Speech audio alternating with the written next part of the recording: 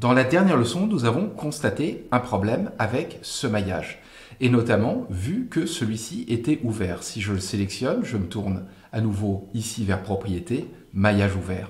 Je maximise maintenant la fenêtre de perspective, et là, nous allons nous tourner, donc nous pouvons inspecter visuellement, pas toujours évident d'identifier, de détecter le problème. Pour ça, nous allons nous tourner vers les outils d'analyse, analyse ici, et afficher les bords. Cette commande, nous la trouvons aussi dans Analyse, ici, Outils pour les bords, Montrer les bords. Je sélectionne la géométrie, ici, le maillage, clic droit, Entrée. Ce qui va nous intéresser ici, ce sont les bords libres. Qui dit bord libre, dit maillage ouvert ou polysurface ouverte.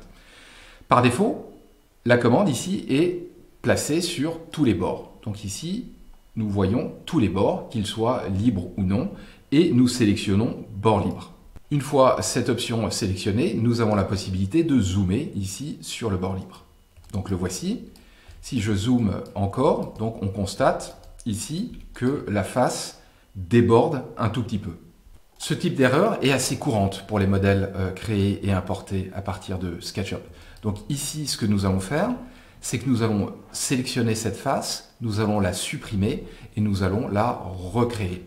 Donc pour ça, nous allons utiliser les outils de sous-sélection, CTRL, SHIFT ici, majuscule, donc, et clic gauche. Je sélectionne cette face ici, et là, je peux la supprimer à l'aide de Supr.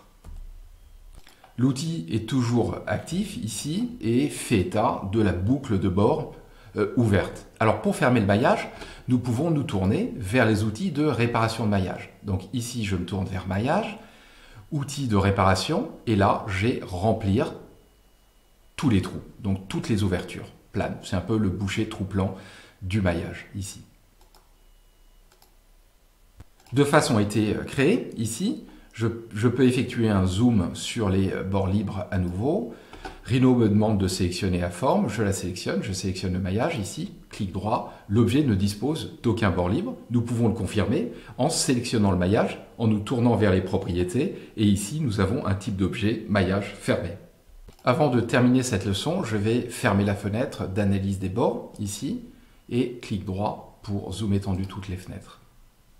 Cette leçon touche à sa fin, nous a permis d'identifier un problème sur un maillage, d'employer l'outil d'analyse des bords pour le localiser et d'apporter une réparation simple à un maillage. Dans la suivante, nous allons continuer la retopologie des éléments de notre chaise.